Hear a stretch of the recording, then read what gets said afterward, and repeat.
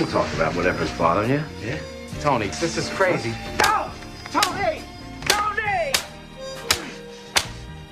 Come on! What is good, Raider Nation? It's your boy Raider Alex back with yet another video for you guys. Anybody that is new to the channel, you guys love Raider related content just like this, make sure to like, comment, subscribe to the channel. That being said, let's jump right into the topic of this video. So the Las Vegas Raiders went on the road against their arch rival Kansas City Chiefs, and boy, they got their asses absolutely handed to them. A 31-0 shutout by Kansas City.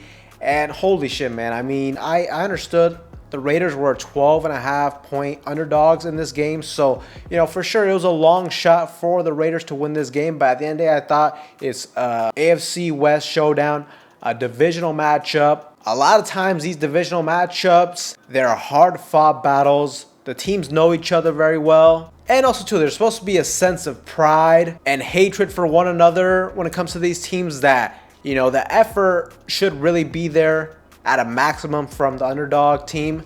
But in this game, just from the get-go, you can just tell Kansas City is light years ahead of the Raiders at this point. I mean, going into this game, the Raiders had a 2-4 record, Chiefs a 3-3 record, so only one game above us. So in a nutshell, you'd think that these teams should be somewhat, you know, it should be a somewhat competitive matchup. But yep, you saw it was absolutely not that at all. Kansas City, Patrick Mahomes, this offense were just completely carving up, completely cooking this Raiders defense. And we really just saw how, you know, the biggest weakness on this defense is by far the secondary group. And that was 100% confirmed in this one. You can just see Patrick Mahomes picking apart this defense left and right. Catfish, yams, collard greens, mac and cheese, cornbread. These are braised oxtail. Moving the ball up and down the field. Long drives in the first half. And before you know it, Raiders were down 21-0. The game was already over at that point. But it's just crazy how unprepared the Raiders looked in this matchup. And look, I can definitely sit back here and kind of just say that, yes, the Chiefs, there is definitely a gap when it comes to talent between us and the Chiefs. So I can understand certain aspects about this loss. But at the same time, I just cannot get over. It just looked like the team was not motivated, was not fired up for a big showdown like this. Like I said, this was a huge opportunity for the Raiders at 2-4. If you could get an upset victory over your divisional rival, you are really back into the mix of things. But instead, you get absolutely humiliated. 31-0 shutout. And now going into the bye week, this is looking like a football team that their season is completely over. And at this point, you're looking like a bottom 5 team. Very likely, you know, at least everything what we see right now, this looks like a top 5 draft pick sort of team.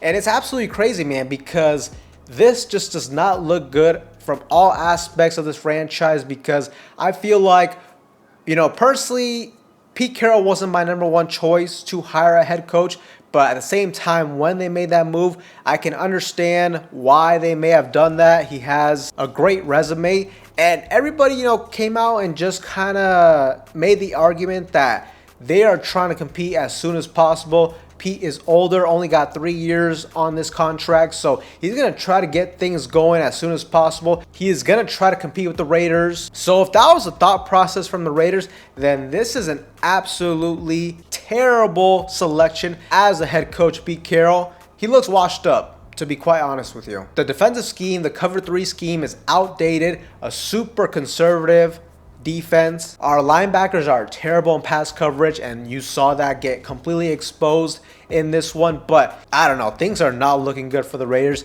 at this point. At 2-5, we are looking like we're going to be major sellers going into the trade deadline. Also, too, at the last minute, we got the news that our wide receiver Jacoby Myers was out for this game. So look, I understand that as well. Definitely a big uphill battle for the Raiders, but for you to lose 31-0, don't even compete in this one, just absolutely embarrassing. And I guess at this point, that is the sad state of the Raiders. At this point, you know, Jacoby Myers is absolutely gone. Make a move for him ahead of the trade deadline.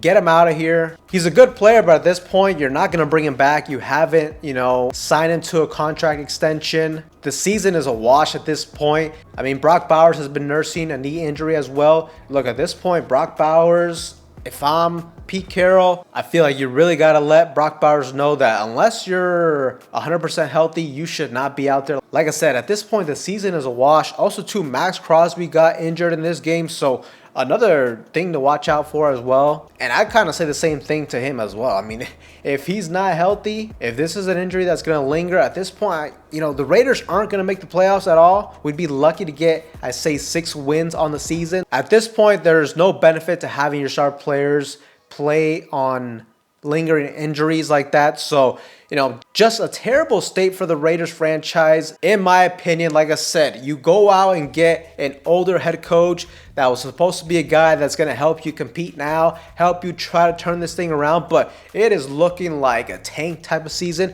And what is absolutely crazy is this team looks just as bad, if not worse. You can make the argument too that this team actually looks worse than the team we were last season with Antonio Pierce, or even the team that we saw with Josh McDaniels. And we were both calling for their heads immediately. And look, at least with like a guy like Antonio Pierce, at the bare minimum, we can look at the AP situation and just kind of be like, hey, he didn't really get any real help when it came to assembling the team. We did not address the quarterback position at all. We got him Gardner Minshew as the solution. We let go of Josh Jacobs.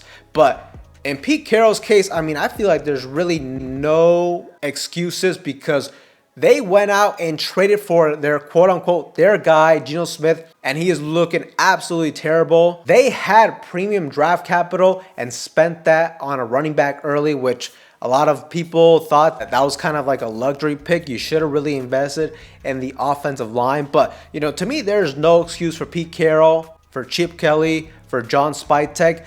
It's obvious that they did not do a good job this season preparing this team to compete. And unfortunately, this just kind of leaves the Raiders franchise in a weird state because if you are going the route of tanking, if you're going the route of trying to develop young players, I really question whether or not Pete Carroll, at this late stage of his, football coaching career, is he really the right guy if you were going to go this route, tanking, losing football games, and like I said, more than anything, prioritizing developing young players, essentially building for the future. In my opinion, if that was the route you're going to go, Pete Carroll was not the head coach. He was not the guy to go after, but unfortunately, that is where we're at this point. So at the end of the day, 2-5 is super disappointing, but also another thing I'll add to is just the style of play from the Raiders is absolutely terrible. At this point, what's super frustrating as well is this team has zero identity. You don't know, are we a running team? Are we a passing team? What are the strengths